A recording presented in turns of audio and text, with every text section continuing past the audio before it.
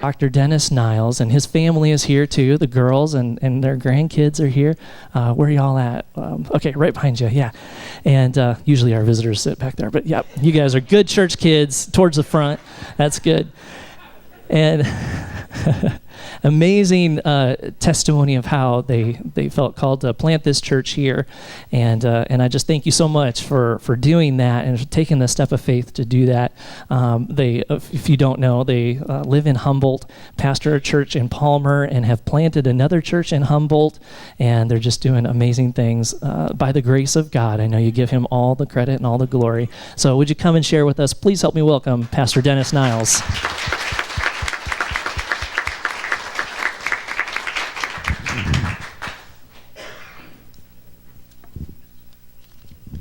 Thank you so very much. I really appreciate the opportunity to be here. Thank you, Pastor Rob, Pastor Anna, for the kind invitation to join you. My two daughters are right there, and this is the first time they've been in this church since we left this church quite a few years ago. About 37 years ago, as a matter of fact. Or no, it wasn't quite that. About 33 years ago. Get my math here working. But they're here, got a couple granddaughters with us this morning. The journey to Faith, Assembly of God, actually started for us in Alaska. Our first church after graduating from Bible college was in Anchorage, Alaska. And we were pastoring there and moving forward in that work, but we felt like there was a transition coming into our lives. And sensed that pretty strong, and we didn't know quite what we were going to do. We weren't sure if it was going to. We were not sure if we were going to stay in Alaska. That was one of the things. And I made a call. I really had no connection to the Iowa district at all, because I got saved. I went to Bible school in Springfield. I went to Alaska, so I mean I just virtually had no connection. But I felt like I wanted to come back here, and anyway, I called then Superintendent Alan Yulstead.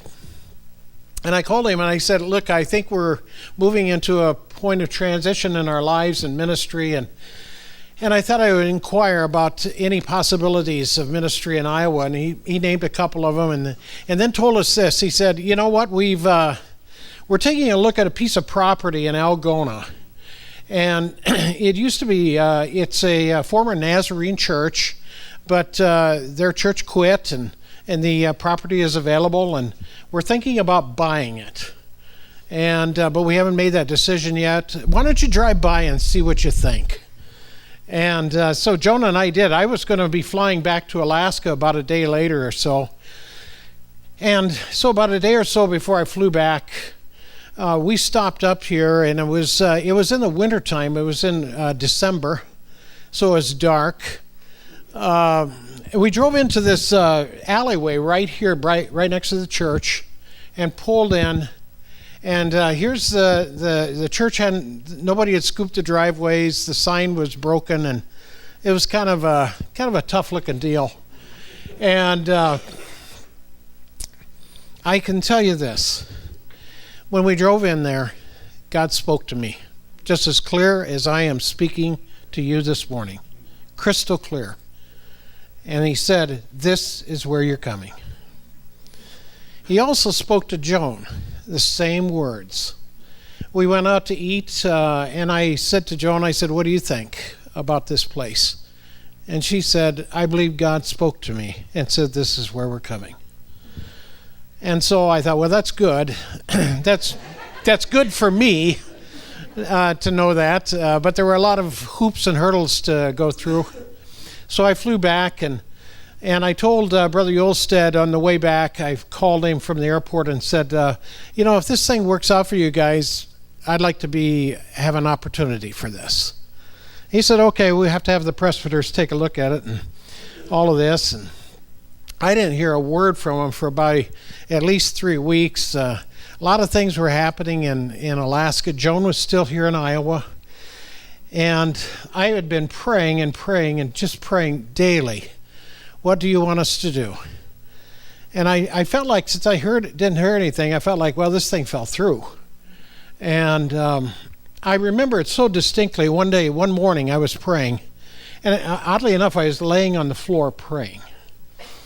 And I remember this like it was just yesterday.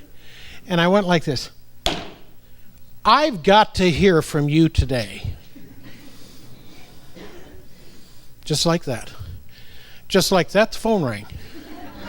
I'm not kidding you. It was Alan Yolstead. He says, you're on the speakerphone here with the presbyters. He says, well, we just made a decision to buy that property. I think it cost them like $45,000. And we just made a decision to buy it. Are you still interested? I said, I'm your guy. I'll be there. He said, you can pray about it now for a while. I'm done praying. I've prayed. This is where we're coming. God has said something to us. And so anyway, that was our journey. We came.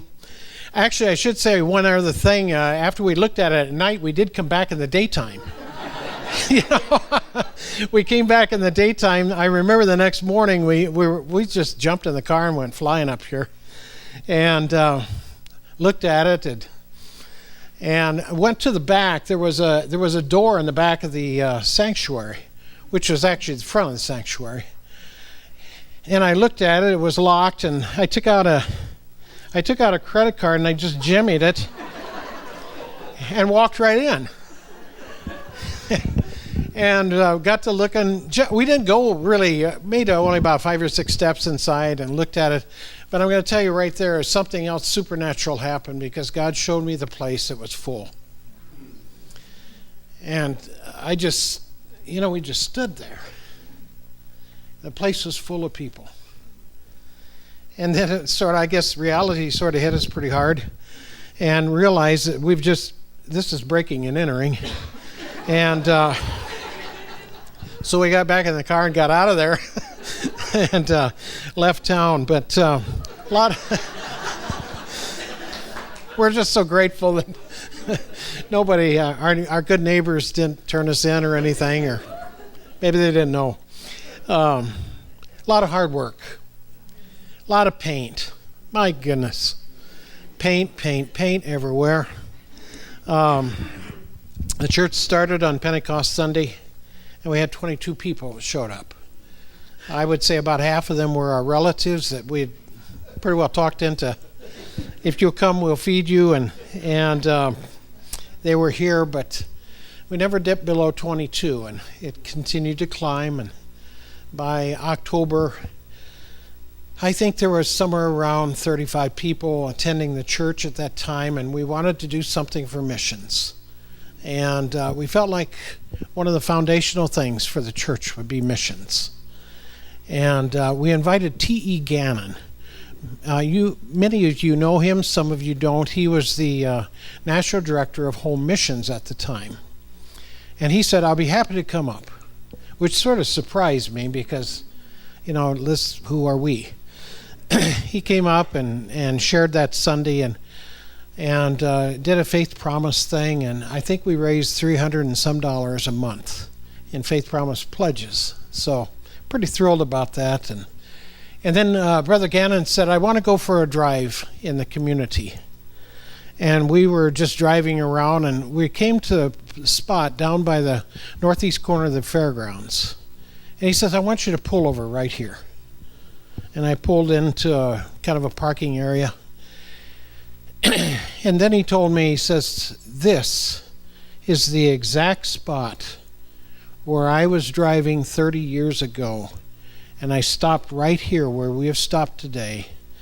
And he said, I prayed, and I said, God, give us a church in Algona, Iowa.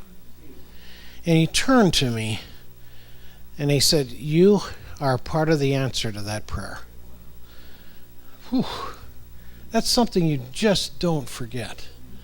And so anyway, a lot of good things happened. The church filled up, and we eventually purchased some property right next to it. There was an old house, and we tore that down. Are some of those things coming? Yeah, there's the old house coming down. And some stuff like that. Our first service was right here in the sanctuary. Now, Pastor Rob, it didn't look anything like today. You've done a marvelous. This is superb. We still had concrete. We didn't have any carpet. We couldn't afford it. And these old benches that we took from the other part, that if it was on a hot day, you'd stick to them. And but it was a cold day, and it was in October. And we were ready to have the first service. We didn't have any heating, and heating system was not in yet. But we had to have the service in here. We just had to. And that back part, there was kind of a triangular part in the building that, for whatever reason, I guess it didn't fit. It was wide open. And that night, it started raining, and the wind was blowing. Came in here the next Sunday morning, and there was water here. It was cold in this place. And I remember Roger brought in what do you call those big heaters? Nipco heater. And they brought in a trailer, or a tank of propane, and set it.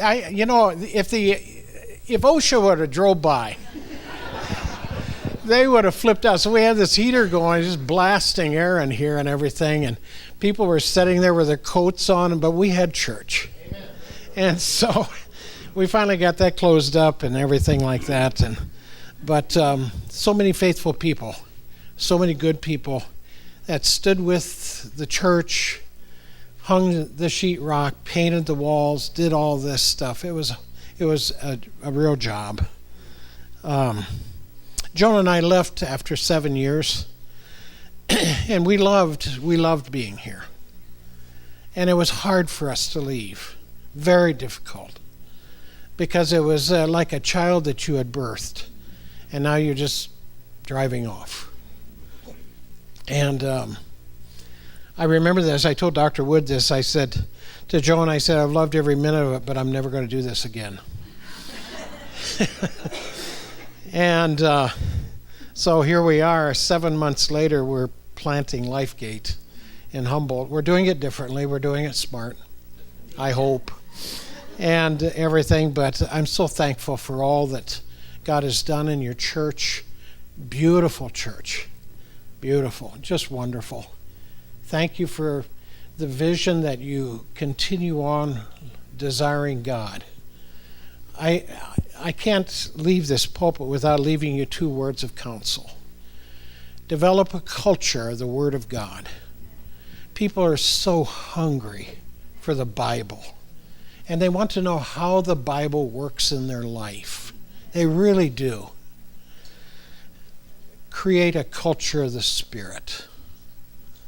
Allow Him, who is oftentimes invisible, to come and touch every life, every heart, every mind, every spirit in the place. And He'll do a magnificent job as you continue to grow the vision and continue the work that God has given you. So I say thank you very much. We're going to enjoy this day, and glad that you have asked us to come. Thank you very much. God bless you.